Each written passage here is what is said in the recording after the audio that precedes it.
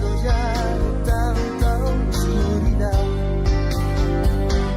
Oh, deja que tu soplo caiga suave sobre mí, como lluvia que desciende en la mañana.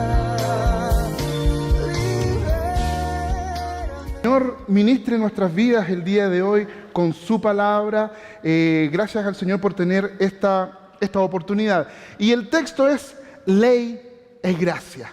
¿Ya? Ley es gracia. Existen algunas dificultades que tenemos el día de hoy para poder entender algunos conceptos de ley y religiosidad, y me gustaría que pudiéramos avanzar, que necesitamos una reflexión en contra de la cultura religiosa contemporánea. El día de hoy, como hace 500 años, existía una cultura religiosa diferente. Por lo tanto, los desafíos que tenemos el día de hoy son diferentes, pero todos enfrentados exactamente de la misma manera. En primer lugar, entendemos que la cultura religiosa contemporánea enseña que tú eres salvo por tu entrega a Cristo, más algunas creencias correctas y un comportamiento adecuado. Entonces llegas a la iglesia, tienes que dejar de tomar, tienes que dejar de fumar, tienes que vestirte de esta manera, tienes que hacer esta otra cosa. Si tienes tatuaje, bórrate los tatuajes. Si tienes algún elemento,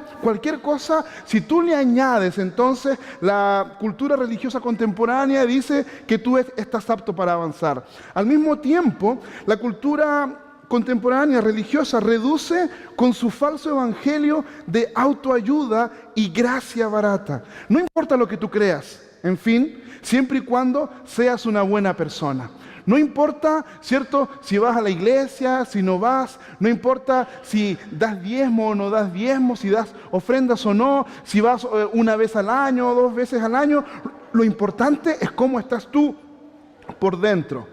En tercer lugar, entender que esta es una reflexión en contra de la cultura religiosa contemporánea de apóstoles y falsos maestros que oprimen con legalismos y autoritarismo, generando miedo, soledad y frustración en los discípulos de Cristo. Para variar, ustedes ya habrán visto las noticias durante la semana, y más que hablar del amor de Cristo, es hablar de quiénes somos nosotros, con, entre comillas, nuestra identidad evangélica y todos aquellos que nos siguen.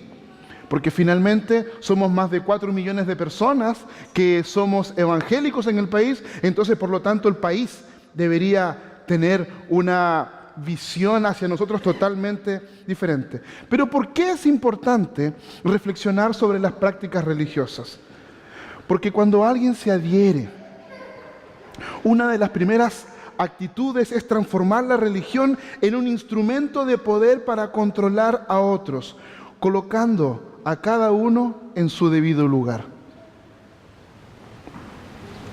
Colocando a cada uno en su debido lugar. Por eso es necesario reflexionar. Al mismo tiempo, porque la historia de la manipulación religiosa es larga, es antigua.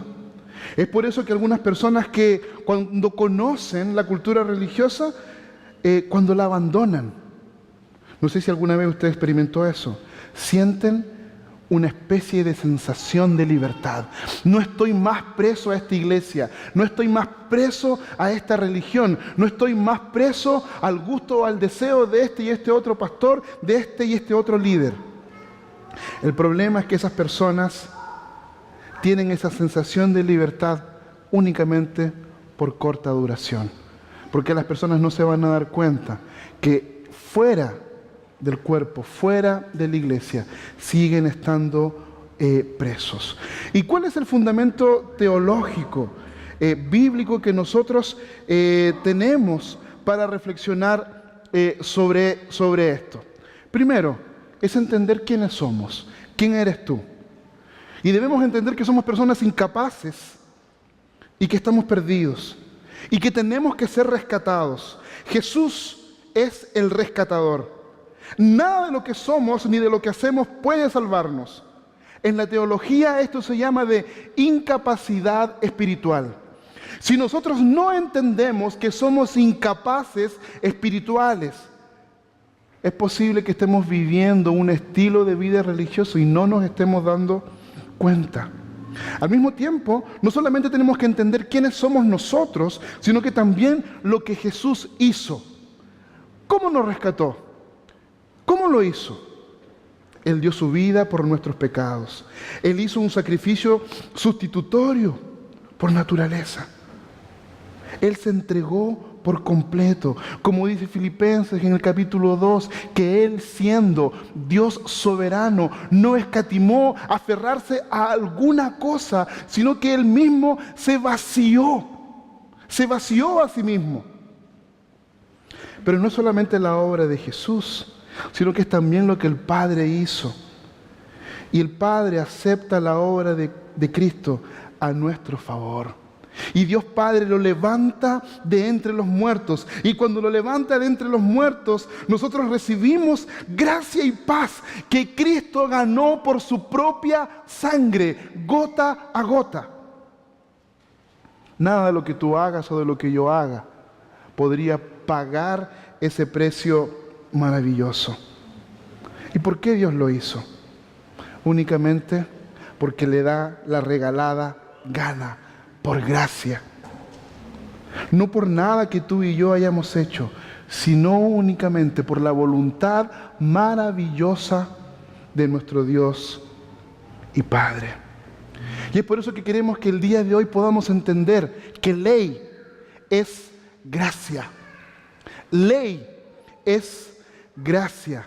Acabamos de leer el texto bíblico, y el texto bíblico ya nos muestra del versículo 15 al versículo 18 el apóstol Pablo utilizando el ejemplo de un testamento, de un pacto, y nos explica que la ley fue dada 430 años después del pacto o la promesa que Dios hizo con Abraham. El apóstol Pablo entonces nos pregunta qué fin tiene la ley entonces, y nos explica en este texto de manera maravillosa cuál es el fin de la ley. Y finalmente Él nos quiere mostrar que la ley no está en clara oposición a la gracia de Dios. Mala interpretación, una larga historia. Uno de los problemas más o que afectaron justamente a la Reforma es justamente el conflicto de interpretación con respecto a la palabra de Dios. Pero la mala interpretación no viene de ahora, no viene únicamente de un segmento. Nosotros ya encontramos mala interpretación en la época de los hebreos. ¿Qué época de los hebreos? Específicamente, ya en el transcurso de la historia, desde los 430 años después del encuentro entre Dios y Abraham, los judíos pensaron que la promesa de Dios se había acabado. Y ahora los hebreos comienzan a vivir, se acabó la promesa con Abraham, entonces ahora de aquí en adelante nosotros tenemos que vivir cumpliendo los mandamientos, cumpliendo los preceptos. Por tanto, si nosotros cumplimos los mandamientos, si nosotros cumplimos los preceptos, entonces nuestra vida debe ser una vida aceptable a Dios.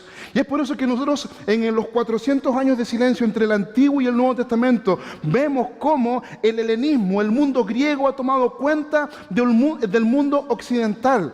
Comentaba yo hace tiempo en las clases de teología que el helenismo fue tremendamente poderoso y en el mundo hebreo, más de 40 ciudades judías, más de 40 ciudades hebreas se volvieron helenistas, o sea, que ellos estaban viviendo de acuerdo al principio y el precepto griego. Por ejemplo, en el principio y el precepto griego, ¿qué es lo que tenían? Ellos comenzaron a colocar el gimnasio, ¿cierto? Para hacer ejercicio. Pero el gimnasio griego no era como el gimnasio que nosotros tenemos el día de hoy. Sí, un poco ahí era el culto a Adonis, el culto, ¿cierto?, a Apolos, el culto a la perfección, el culto al cuerpo. Habían judíos que se hicieron, helenistas, o sea, que abandonaron su fe, su religión judía y se hicieron hebreos. Entonces dijeron, muy bien, voy al gimnasio. Solo que llegó el judío y llega en el gimnasio y se encuentra ahí y se da cuenta de que todos lo están mirando. Ya, pues muchacho, entra. Estaban todos sin ropa.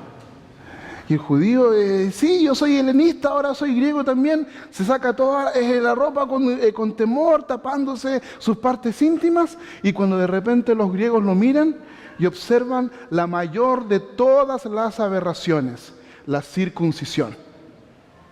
Para un griego, para una persona helenista, lo que los judíos hacían era el maltrato fin al cuerpo, porque el cuerpo hay que rendirle culto, al cuerpo hay que adorarlo. Eso generó que judíos pagaran, estamos hablando de 2400 años atrás, donde judíos pagaban para hacer una operación para volver atrás la circuncisión. Imagínense. Judíos millonarios que pagaban mucho dinero, todo lo que tenían para que los griegos no tuvieran ningún problema con ellos. A tal peso llegó esto. Y que frente a esto, frente a este helenismo, frente a la invasión griega, frente a la invasión romana, los hebreos tuvieron que cuidarse y defenderse. Después de que Alejandro Magno había controlado el imperio se divide, ¿cierto? Y en el sur nosotros nos encontramos ahora con los Ptolomeos, que tienen el poder de los egipcios. Nos encontramos con los seleucos en el sector donde está el pueblo, o los seleucidas. Y el mundo griego ha tomado control de toda esta región. Israel no tiene más un gobernador, tiene 70 ancianos que intentan gobernar. Con el paso del tiempo, la guerra de los macabeos y todos los problemas que hay en el período intertestamentario, finalmente únicamente quedan dos escuelas: la escuela de Shammai y la escuela de Hillel. La escuela de Shammai tenían el poder real, tenían el gobierno a su control, y la escuela de Hillel eran más estudiosos, no tenían el control, no tenían el poder, pero sí podían avanzar y decir un montón de cosas. Los hebreos intentaron interpretar la Biblia desde su perspectiva, pero Shammai e Hillel se equivocaron como maestros porque colocaron el centro a la ley y la Torá y se olvidaron de la promesa. Lo mismo ocurrió en la iglesia primitiva.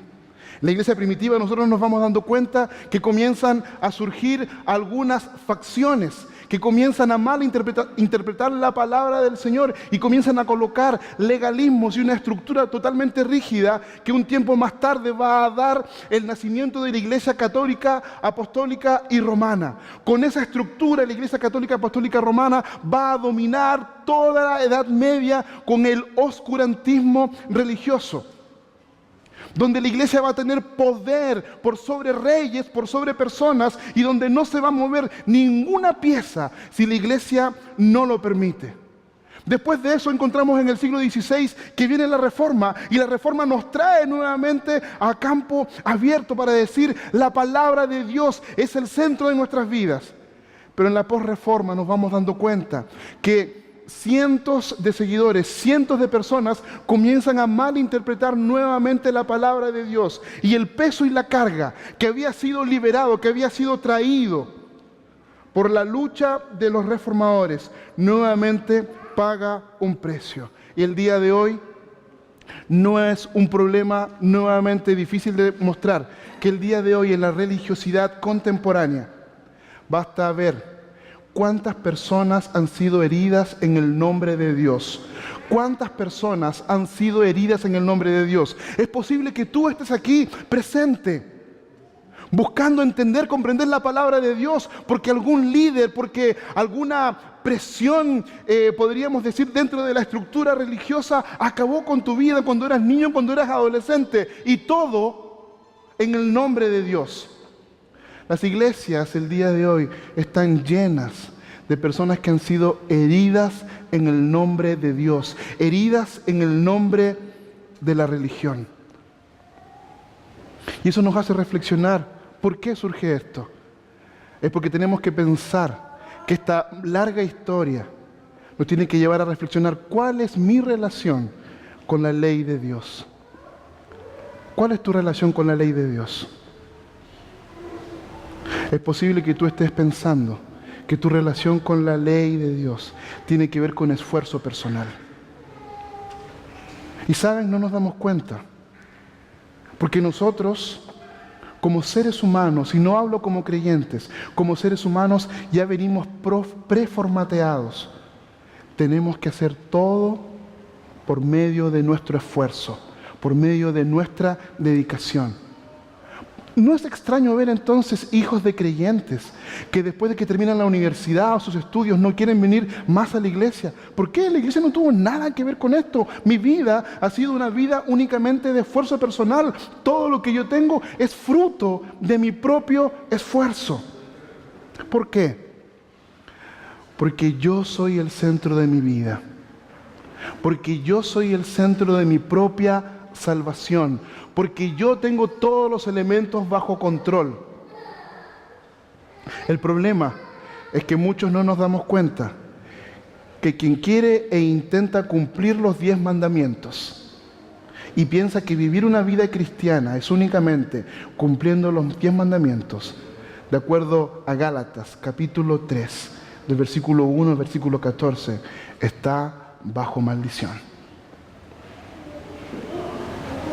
No podemos vivir una vida cristiana pensando que gracias a nuestra dedicación, a nuestro esfuerzo personal, podemos lograr algunas cosas. Y sin darnos cuenta vemos que alteramos el Evangelio. Pero alterar el Evangelio, la buena noticia, por muy mínima que sea, es invalidar el Evangelio. Si tú dices, voy a la iglesia, pero Señor, tú sabes que yo voy a la iglesia, así que por lo tanto yo voy a hacer una ofrenda bien cuantiosa, bien grande, porque tú sabes que yo puedo y gracias a mi esfuerzo lo he conseguido. Eso es agregar un gramo a la buena noticia. Porque no existe nada que tú o yo podamos hacer para que la buena noticia sea transformada. Cambiar un poquito el Evangelio es perderlo de una forma tan completa que la nueva enseñanza no tiene derecho de ser llamada Evangelio. Y Martín Lutero nos acompaña en esto. No hay término medio entre la justicia cristiana y la justicia por obras. No existe otra alternativa para la justicia cristiana que la justicia por obras. Si no fundamentas tu confianza en la obra de Cristo, debes fundamentar tu confianza en tu propia obra. Y eso es muy importante. Si todo lo que tú estás haciendo, hermano, yo me doy cuenta cada vez que veo mi timeline de Facebook, creyentes, hijos de Dios, que no han entendido la buena noticia, que no han entendido el mensaje del Evangelio. Pensamos todavía que es todo gracias a la confianza que nosotros tenemos, que podemos hacer. No existe nada que tú y yo podamos hacer para intercambiar. Es posible, como siempre le digo yo a los hermanos, que vengas a la iglesia durante un año entero, pero si no entregas tu vida a Cristo y reconoces que es únicamente la obra salvadora de Él, vienes en vano, te sientas en vano. ¿Saben por qué? Porque sin darnos cuenta venimos, nos colocamos, pero en realidad nuestro corazón y nuestra mente está lejos de Dios. Nuestro corazón y nuestra mente está lejos del Señor. ¿Y qué es lo que nos enseñan los primeros versículos de nuestro texto? La ley no anula la gracia. La ley no anula la gracia. Y cuando hablamos de ley, hablamos de un decreto, de una norma, de un precepto entregada, ¿cierto?, por la soberanía de alguien que tiene todo el poder y todo el control absoluto. La ley que nosotros encontramos en la Biblia es una ley civil. Y tenemos que entender que existen leyes civiles, leyes religiosas y leyes morales. El día de hoy nosotros como creyentes no estamos bajo la ley civil del pueblo de Israel, porque si estuviésemos bajo la ley civil del pueblo de Israel, tendríamos que vivir bajo el ojo por ojo y el diente por diente. Si alguna persona cometió un acto injusto, debería escapar a otra ciudad, a lo que se llamaban las ciudades refugio, y hasta deberían en muchos aspectos pagar con su vida. Tampoco vivimos bajo la ley ceremonial, Porque Cristo, el Cordero de Dios que quita el pecado del mundo, fue el sacrificio de una vez por todas. No tenemos sacrificios acá todos los domingos para decir que tenemos que vivir bajo las leyes ceremoniales. Pero sí vivimos bajo la ley espiritual, la ley moral que ha sido colocada para que nosotros podamos vivir de manera clara y eficaz para nuestras vidas. Y estos primeros versos del 15 al 18, Pablo utiliza la ilustración de un testamento, de la recepción de un testamento, para enseñar un principio fundamental, de un pacto. Y él dice lo siguiente: un pacto humano al ser ratificado no se puede anular o añadir. Martín Lutero dice: no es posible que el apóstol Pablo recurra en este momento a un argumento tan flaco, a un argumento tan débil. Ya él ha comenzado Gálatas 1, quebrando todo, yendo hacia adelante, y ahora en el capítulo 3 él va a dar un argumento débil, dice, porque va a citar un ejemplo humano, un ejemplo terrenal. Y desde la perspectiva de Lutero, una vez que Pablo está dando un ejemplo terrenal, la única manera de poder dar un ejemplo terrenal es que este ejemplo sea sujeto a la obra y a la palabra de Dios. Y es que justamente esto es lo que hace el apóstol Pablo. Él dice que las promesas son para la descendencia. Y él dice: oye, no es descendientes en plural, dice el apóstol Pablo, es para la descendencia. Y cuando él habla de la descendencia es una, y es Cristo. Y este pacto ha sido, y esas promesas serán recibidas por este descendiente Cristo. Ahí él agrega que la ley entregada 430 años después no anula la promesa. ¿Qué significa esto? Tenemos el encuentro con Abraham. Y en este encuentro con Abraham, Dios viene e invita a Abraham.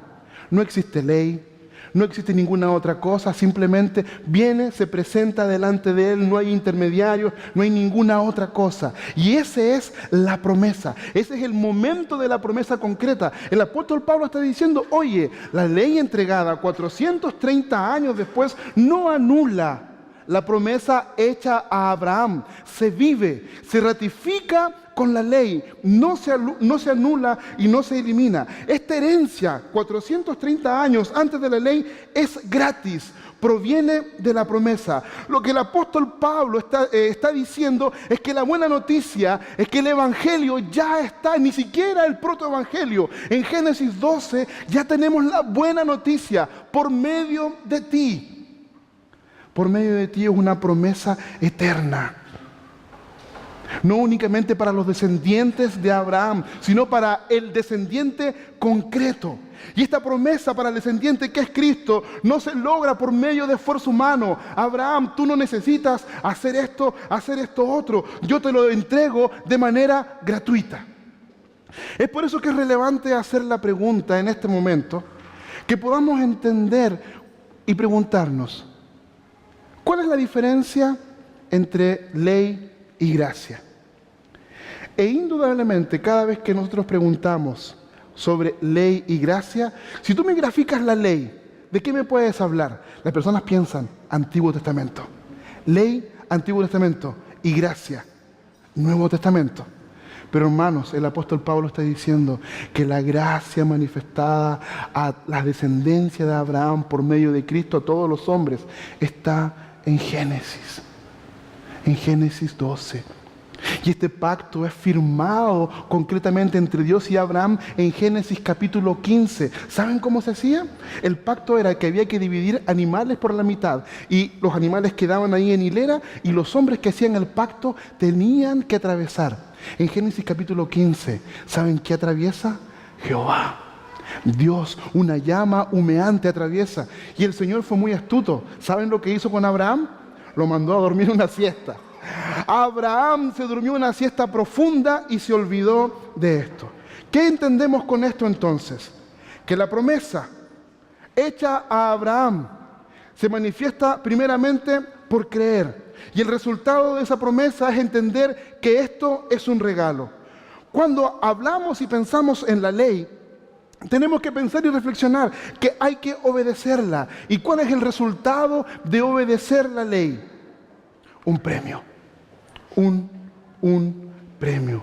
Por lo tanto, la ley no anula la gracia. La ley no anula la gracia. La ley no anula el pacto que Dios hizo con Abraham. La buena noticia ya manifestada en ese momento. El problema es que muchas veces nosotros comenzamos a tener vidas pensando que el estilo de vida legalista que tenemos, que el estilo de vida por las normas, por las reglas que tenemos en nuestra vida, va a reemplazar la gracia. No existe nada de lo que tú y yo podamos hacer que pueda reemplazar la gracia de Dios. Nada, nada. Porque la promesa fue entregada antes de la ley. Y la ley no se opone de ninguna manera a la gracia. De ninguna manera se opone a las promesas. En segundo lugar, entendemos que la ley es inferior a la gracia o a la promesa. La ley es inferior a la gracia o a la promesa. ¿Qué encontramos? Primero, no es posible posicionar a la ley por sobre la gracia. Y el problema es que no nos damos cuenta y lo vivimos así. Y el apóstol Pablo se lo está diciendo ¿a quién? A los Gálatas, a quienes están viviendo ahora producto de la ley. ¿Qué es lo que había ocurrido? Un grupo de personas habían llegado a la iglesia. Oye, así que ustedes escucharon al apóstol Pablo. Excelente, tremendo predicador, pero cuidado. El apóstol Pablo le faltan algunas pequeñas cosas. Ustedes los vi hoy día o ayer en las comidas, están comiendo nuevamente carne de cerdo. Eso no se puede hacer. Oye, vi que algunos de ustedes de la familia no se han circuncidado. El apóstol Pablo estas cosas no las está trayendo. Y muchas veces así vivimos nuestra vida sin darnos cuenta. Nos posicionamos o posicionamos las reglas por sobre la gracia. ¿Saben? Hay personas que tienen responsabilidades y que me ha tocado a mí en la iglesia que dejan de venir porque faltaron alguna responsabilidad en la iglesia. Eso es posicionar la ley por sobre la gracia. Porque piensan que porque fallaron, entonces Dios no los va a aceptar. La iglesia o el cuerpo no los va a aceptar. ¿Cuántas veces tú pones la ley por sobre la gracia diciendo algunos elementos de voy a volver a la iglesia cuando arregle mi vida? Eso es poner la ley por sobre la gracia. Pensar que obrando de una u otra manera vas a solucionar los problemas de tu vida. Pero la ley está presente únicamente por la presencia del pecado, dice el apóstol Pablo. La ley apareció por la transgresión, la ley promulgada hasta la descendencia, hasta que Cristo llegue va a estar esta ley. La ley fue promulgada, incluso este es un texto de difícil traducción. A muchos, en mi trabajo, muchos teólogos no quisieron quemarse con este texto porque el texto es complejo. ¿Ya? Al apóstol Pablo hablando sobre que la ley fue promulgada sobre ángeles basado en Deuteronomio 33, versículo 2, cuando en este canto de Moisés se expresa que los ángeles trajeron la ley decretada y al mismo tiempo colocando a Moisés como un mediador. Pero como somos ortodoxos históricos, ¿cierto? Nos ponemos en la huella sin ningún problema y creemos nosotros exactamente en esta línea, que la ley es inferior a la gracia, no únicamente por los elementos dados por el apóstol Pablo al final, son completos, son entregados, porque no existe acción o esfuerzo humano que tú y yo podamos hacer. Y el problema con esto es que no nos damos cuenta que cuando colocamos el esfuerzo humano en primer lugar, es porque tienes una búsqueda de aceptación.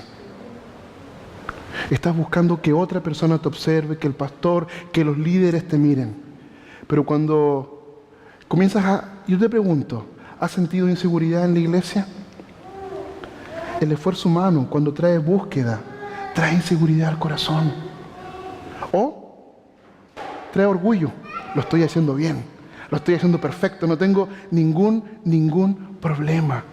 Hermanos, la ley y el esfuerzo es inferior a la gracia. Es inferior a la gracia. Porque la gracia de Dios, esa bendición de Dios, se logra únicamente por la obediencia, dicen los legalistas. Si yo obedezco y quiero obtener la bendición de Dios, lo voy a obtener por obediencia.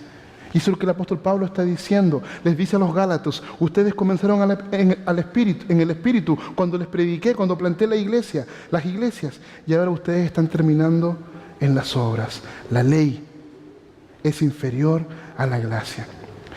En tercer lugar, la ley no se opone a la gracia. Si se hubiera promulgado una ley capaz de dar vida, entonces sí que la justicia se basaría en la ley. Si existiese una ley que tú y yo pudiéramos cumplir, cumpliendo esta ley, este reglamento, eres salvo, sería fantástico, no tendríamos ningún problema. Pero en este momento la ley no se opone a las promesas. Si por la ley hubiese dado vida, dice el apóstol Pablo, seríamos salvos por nuestro esfuerzo personal. Pero la ley deja de manifiesto que todo el mundo es prisionero del pecado. La ley está presente para demostrarte a ti, para demostrarme a mí, que somos presos, que no podemos cumplir la ley, que no podemos cumplir los 10 mandamientos. Únicamente se puede acceder a las promesas de la gracia por la fe en Cristo Jesús. Por lo tanto, la ley muestra la verdadera realidad, muestra el entorno real de quién eres tú, de quién soy yo, de quién es el mundo. La ley no tiene el poder para rescatarnos. La ley necesita y nos muestra que es necesario vivir por la gracia. La ley descubre tu verdadero yo. La ley descubre la máscara religiosa que nos ponemos día a día. La ley no está para oponerse a la gracia. La ley está para favorecer y mostrarte quién eres tú en el día a día, las fallas que tienes, que tú no puedes cumplir. No existe nada,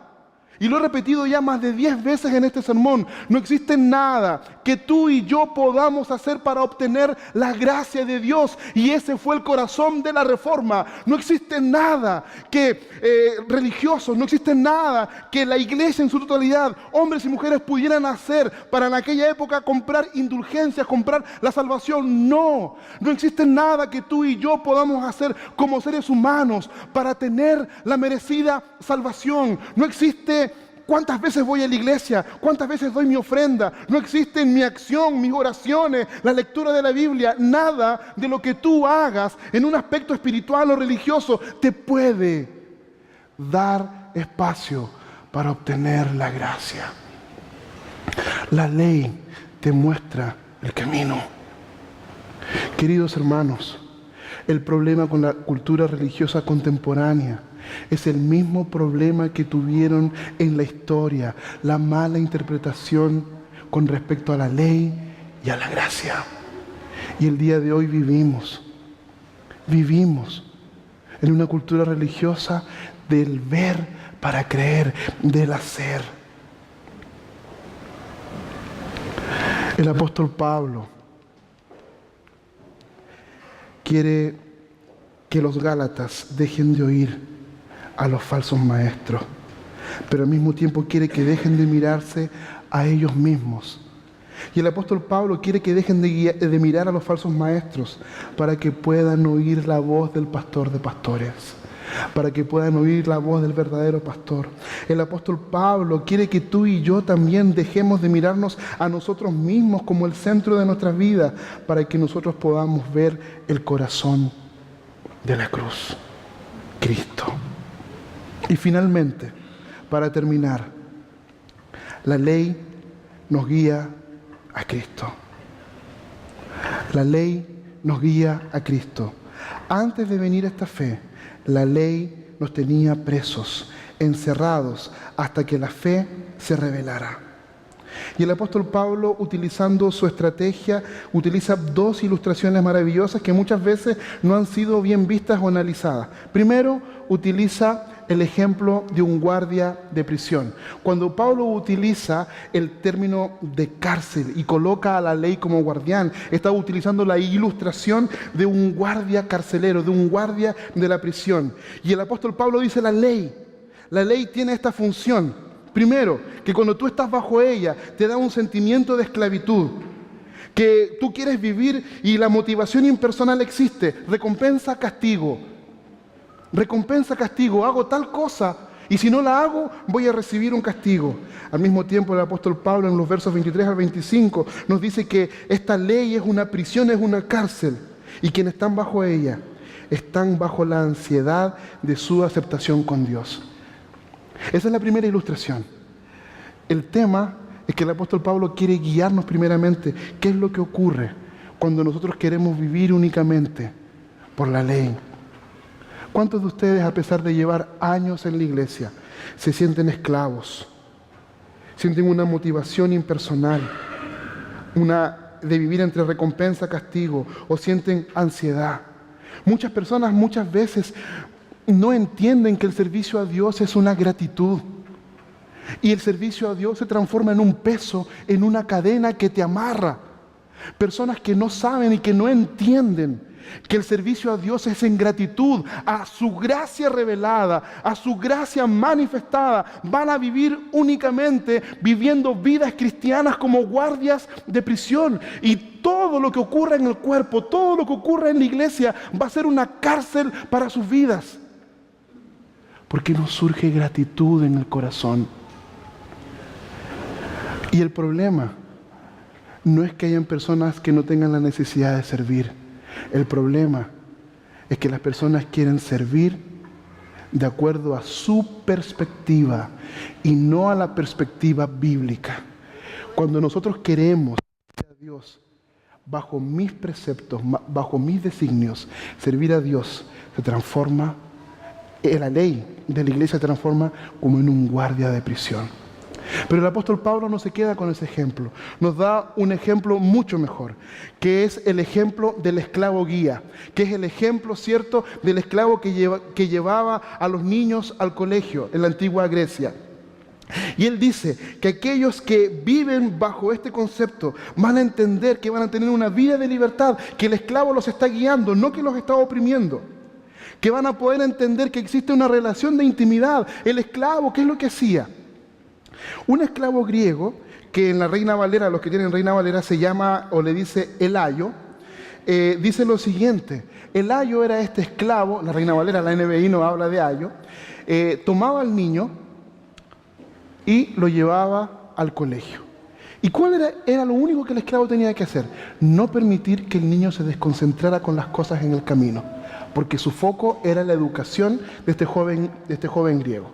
Entonces, el apóstol Pablo está diciendo, la ley es como este esclavo guía que te toma de la mano y te lleva a los pies de Cristo. Y cuando la ley cumple esta función, no es más el guardia de prisión y tú vives una vida de libertad con esta ley. Tú tienes una relación de intimidad con Dios y al mismo tiempo estás esperando que tu vida madure, que tu vida crezca y avance en ese aspecto. Una vez que llegó la fe, ya no somos más esclavos, ni estamos más bajo la supervisión del guía. No estás más preso y no estás esperando que esta guía te lleve, ¿cierto?, nuevamente a Cristo. Porque ahora tú y yo estamos frente a Cristo, no por nuestras acciones, no por lo que hagamos, únicamente por medio de la fe, que es un don de Dios que Él entrega gratuito a quien quiere y como quiere. La ley nos enseña que debemos ir más allá de nuestros propios esfuerzos para encontrar aprobación. Tú y yo, sin darnos cuenta, vivimos una vida de búsqueda de aprobación en todo lo que hacemos, en la iglesia, en el trabajo, con los amigos, con la familia. Y lo que el apóstol Pablo está diciendo, que nuestra vida no debe estar más basada en una estructura legalista para recibir la aprobación, y que nosotros tenemos que mirar más allá, y mirar más allá es confiar plenamente en Cristo como nuestro Salvador, y que no nos basamos en nuestro esfuerzo. Hemos aprendido la lección. Si tú y yo el día de hoy estamos acá, si tú y yo estamos acá únicamente por gratitud a Dios, si el día de hoy llegaste con tu corazón grande, lleno para glorificar a Dios, entonces entendiste la misión de la ley. Eso es lo que está diciendo el apóstol Pablo. Entendimos que la misión no se opone a la gracia, sino que la gracia nos lleva a Cristo para mostrarnos quiénes somos, para revelar nuestro verdadero pecado. El problema es que el mundo no es amigo de la gracia. Escuchen bien, el mundo no es amigo de la gracia. El pastor Eugene Peterson dice lo siguiente, que fácilmente podemos reconocer la carne y reconocer las tentaciones de la carne, que fácilmente podemos reconocer las tentaciones de Satanás, pero difícilmente reconocemos las tentaciones de la cultura, del mundo, porque es como un humor, una neblina que nos impregna. Y cuando muchas veces llegamos a la iglesia, llegamos con el mundo encima y no percibimos y no nos damos cuenta. ¿Saben? Muchas veces vivimos una vida cargada de un mundanal en nuestra estructura y no percibimos, y necesitamos que la ley te muestre cómo estás cargado del mundo. La ley te muestra cuán necesitado estás de la gracia y de Cristo. La ley te dice cuán mundano eres tú, cuán mundano soy yo. No la elimina. Así es que ahora tú y yo, así que los que viven por la fe son bendecidos junto a Abraham, el hombre de fe. Sean como Abraham. La fe salvadora es creer en la promesa del Evangelio. Él tuvo que creer realmente ligado a esto. Él tuvo que creer. Qué bendición y qué tremendo es encontrar en el Antiguo Testamento la gracia de Dios libre de todo peso. La próxima vez que te pregunten cuál es la relación de ley y gracia, no digas antiguo y nuevo, porque ya en el antiguo tú ves la gracia de Dios manifestada a la herencia concreta para que tú y yo podamos vivir. Para meditar y practicar. Quiero hacer algunas preguntas para que en este tiempo el Señor nos pueda ayudar. ¿De qué manera te sientes tentado a usar tus propios esfuerzos para verte aceptado por Dios? ¿Cuántas veces has dicho voy a orar o voy a ayunar para ponerme a cuentas con Dios? Dios no necesita que ores o que ayunes. Dios necesita que te arrepientes y confieses a Jesucristo y que toda tu confianza está en Él. ¿Cuántas veces has dicho no voy a la iglesia porque tengo que arreglar mi vida? Si la ley, afuera la ley no va a actuar. La ley actúa en el cuerpo, en la iglesia. Y el único lugar para mostrarte cuán pecador eres no es afuera, porque afuera tú vas a vivir bajo tus propios esfuerzos y te vas a sentir conforme con eso. ¿De qué manera te sientes tentado a usar tu propio esfuerzo para verte aceptado por Dios? Cuando arregle mi vida, cuando arregle mis problemas, cuando deje de hacer esto, cuando deje de hacer esto otro. Eso es falso. Es un engaño que tú no puedes dejar, por el cual no te puedes dejar de llevar. ¿Qué te hace sentir desesperación en la vida? ¿Qué te hace sentirte? ¿Qué te hace sentir orgulloso de ti mismo? ¿Existe alguna cosa que te desespera? Es posible que detrás de esa desesperación exista una regla, un legalismo que no te has dado cuenta. Al mismo tiempo, ¿qué te hace sentirte orgulloso de ti mismo?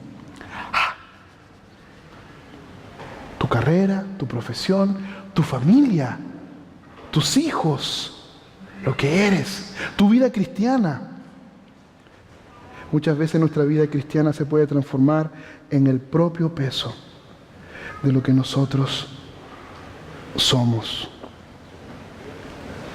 ¿Eres esclavo de la ley? ¿Eres esclavo de la ley sin darte cuenta? De reglamentos y de leyes.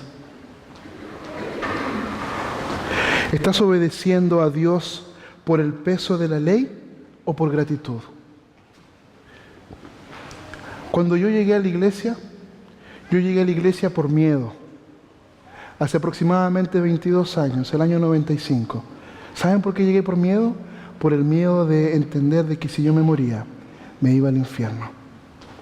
Así llegué a la iglesia.